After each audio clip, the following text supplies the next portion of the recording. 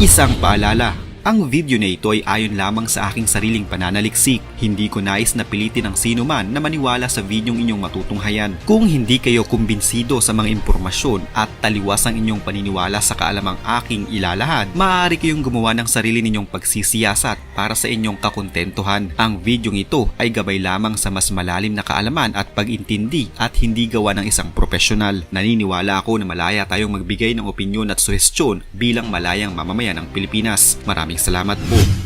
Sa pagpasok pa lamang ng bagong taon, hindi na mabilang ang mga open confrontation sa pagitan ng China at ng Pilipinas dahil pa din sa pinag-aagawang bahagi ng karagatan sa South China Sea. Makailang ulit na hinarang at binuntutan ng China ang mga barko ng resupply team ng Philippine Coast Guard. Binomba ng tubig, ginitgit at hanggang sa banggain ng isa sa mga barko ng PSG. Wala pa din plano ang China na itigil ang kanilang ginagawang tila pangbubuli sa South China Sea at pilit pa ring nakikipagmatigasan sa Pilipinas. Sa katunayan, noong isang araw lamang ay nagalit ang China at nagbanta sa Pilipinas na wag ding makisawsaw sa pagkapanalo ng bagong Pangulo ng Taiwan. Hindi naging ligtas ang ating bansa sa tila sama ng loob ng China sa bagong halal na presidente ng Taiwan. Alam naman natin na may lihim na galit sa atin ng China, bunsod na din sa pakikipaglaban natin at ng ating gobyerno sa West Philippine Sea na pilit na inaangkin ng China na kanila umano. Pero bukod sa issue na ito, tila nadagdagan pa ang galit ng China sa Pilipinas nang dahil naman sa bagong halal na presidente ng Taiwan. Ito'y dahil lamang sa simpleng pag-congratulate ni President Bongbong Marcos sa bagong presidente ng Taiwan. Tila hindi ikinatuwa ng gobyerno ni Xi Jinping ang ipinaabot na pagbati ni PBBM sa nanalong presidente ng Taiwan. Kasunod ng pagpapadala ng mensahe ng pagbati ni PBBM kay Taiwanese President-elect Lai Ching-te, binalaan niya ang Pilipinas na huwag makipaglaro sa apoy. Marami mang maaaring maging kahulugan ang madaling hagang babala na ito ng China. Mahahalata na babala ito na huwag na tayong dumagdag pa sa ngit-ngit ng apoy sa pagitan ng China at Taiwan na maaaring magliyab anumang oras. Sa isang social media post noong Lunes, sinabi ni PBBM kay Lai na malakas na kalaban ng China at kontra din sa tangkang pananakop nito sa Taiwan na nilulook forward ng ating Pangulo ang kooperasyon sa pagitan ng Pilipinas at ng Taiwan sa hinaharap. Hindi may kakaila na hanggang sa ngayon ay may galit pa din ang China sa Pilipinas dahil pa din sa West Philippine Sea. Pero bukod dito, mahalaga din kasi ang ginagampanan ng Pilipinas upang mahirapan ng China sa tangkang pananakop nito sa Taiwan. Dahil sa hindi natuwa ang China sa naging pagbati ng ating Pangulo sa pagkakapanalo ni Lai Ching-te, ayon kay Ministry of Foreign Affairs spokeswoman Mao Ning ng Beijing, dapat umunong magbigay ng responsableng eksplanasyon ng Pilipinas sa naging mensahe nito sa bagong halal na Pangulo. Ayon naman sa Foreign Ministry ng Pilipinas, ang pagbating iyon ng ating Pangulo ay upang kilalanin ang mutual interest ng Pilipinas at ng Taiwan, kabilang na ang nasa 200,000 overseas Filipino workers o OFW sa Taiwan. Ang mensahe ni PBBM ay pasasalamat na din natin sa Taiwan sa pagtanggap nila sa ating mga kababayan at doon makapagtrabaho. Para kasi sa China, wala silang diplomatic relations sa mga bansang kumikilala sa Taiwan, bukod sa Pilipinas. Ilan pa sa mga lider na bumati sa bagong halal na Pangulo ng Taiwan ay sina US Secretary of State Antony Blinken at Japanese Foreign Minister Yoko Kamikawa. Hindi pinalampas ng China kahit pa ang simple lamang na pagbati natin sa bagong Pangulo ng Taiwan. Pero paano nga ba tayong magre-react at sasagot sa ganitong ginagawang pambubuli ng China? Maaaring idaan ng Pilipinas sa puwersa ang magiging sagot natin sa ginagawa ng China sa atin. Pero syempre ayaw natin ng malaking gulo at hindi din sapat ang ating puwersa upang tapatan ng China. Kaya naman kailangan nating umisip ng bagong paraan upang matikman ng China ang kanilang hinahanap. Ano nga ba sa ngayon ang ginagawa ng ating bansa kaugnay nito at paano nating i-checkmate ang China?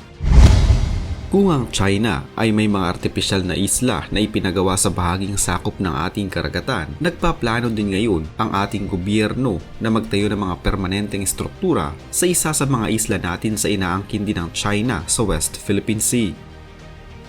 Naglaan ng sapat na pondo ang ating bansa upang makapagpatayo ng mga estruktura sa Second Thomas Shoal sa sa West Philippine Sea at ayon sa ating puwersang militar, ang mga ito umano ay magsisilbing kanlungan ng ating mga mangingisda sa mga susunod na buwan at taon. Ang pondo na gagamitin sa naturang proyekto ay aprobado na noong nakaraang buwan pa.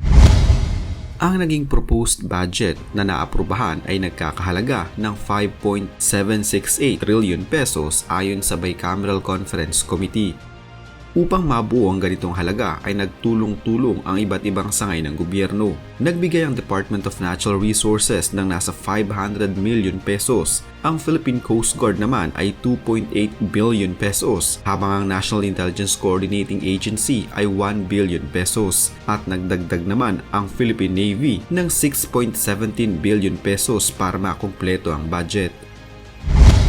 Ang bahura sa bahaging iyon ng South China Sea kung saan naroroon ang Second Thomas Shoal ay nagsisilbing central shipping channel na matatagpuan 190 kilometers lamang sa western coast ng Palawan. Inaangkin ng China ang bahaging ito ng karagatan at pinipilit nilang sa kanila umano ang teritoryong iyon. Ayon sa ilang mga senador, kailangan umanong maglaan ng permanenteng gusali sa islang iyon, hindi na lamang para maging kanlungan ng mga nagbabantay sa West Philippine Sea na nakahimpil sa kinakalawang na BRP Sierra Madre, kundi magiging silungan din ng mga mangingisda sa panahon na kailangan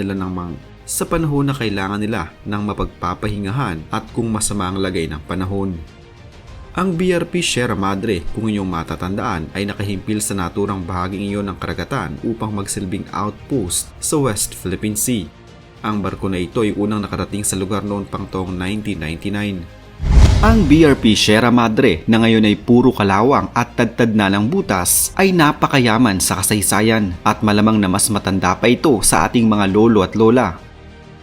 Ang BRP Sierra Madre ay orihinal na ginawa ng Missouri Valley Bridge and Iron Works sa Evansville, Indiana sa Estados Unidos noong 19 ng Setyembre 1944. Isa lamang ito sa libong mga landing ship tank na ginawa upang magserbisyo noong ikalawang digmaang pangdaigdig. Ilang araw lamang ang lumipas nang una itong naglayag mula sa Mississippi River patungo sa New Orleans na kung saan opisyal itong kinumisyon noong 22 ng Nobyembre at si Lieutenant Colonel J. Rudin ang naging commander nito. Naglayag ito sa Pasipiko at inubos ang panahon ng pananatili sa karagatan habang kargang mga supply patungong Eniwetok, Okinawa, Leshima, Ulithi, Guam at iba pang base ng Amerika dahil sa nalalapit na pananakop noon ng bansang Japan. Naglayag ito para sa Amerika noong 11 ng Disyembre 1945 at nadikomisyon at pinagpahinga muna noong 8 ng Hulyo 1946. Ang BRP Sierra Madre na may sukat na 100 metro ay dumaan sa dalawang gyera. Una itong pumalaot bilang USS Landing Ship Tank A21 noong taong 1944 sa World War II. Habang ang BRP Sierra Madre at ilan pang mga landing ship tank ay naka-reserve at hindi na-sign sa Maritime Sea Transportation Service o Shipping and Control Administration sa bansang Japan, taong 1955 nang bigyan ito ng pangalang USS Harnett County at ginamit bilang helicopter gunship base sa Vietnam War, ayon yan sa United States Naval Institute. Muli na namang nagamit ng bansang Amerika ang naturang barko matapos ang halos isang dekada. Ang naging buhay noong mga panahong iyon ng BRP Sierra Madre ay medyo naging mahirap pero kapaki-pakinabang. Lula nito ng maraming mga tao na nagtatrabaho sa nasa 328 feet long nitong sukat. Kaya naman hindi na may tatago ang kalumaan nito at kalawang, subalit dito ba din pinili ng ating mga sundalo na manatili upang bantayan ang West Philippine Sea.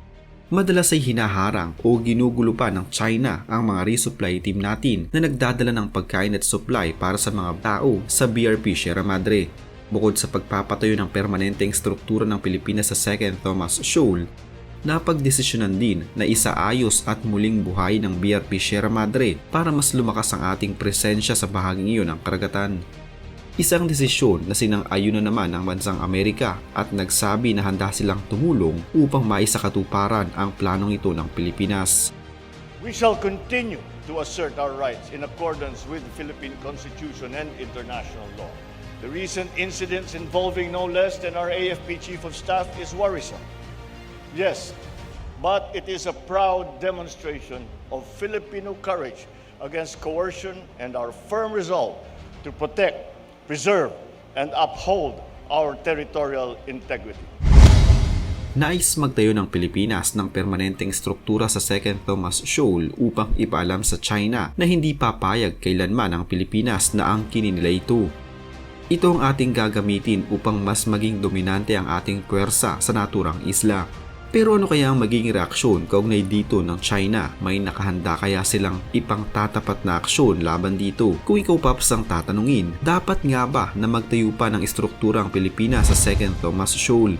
Hindi kaya ito pagsimula ng mas malalang kaguluhan sa pagitan ng ating bansa at ng China? Huwag kalimutang mag-iwan ng inyong matalinong opinyon sa comment section sa ibaba ng video ito. Salamat po.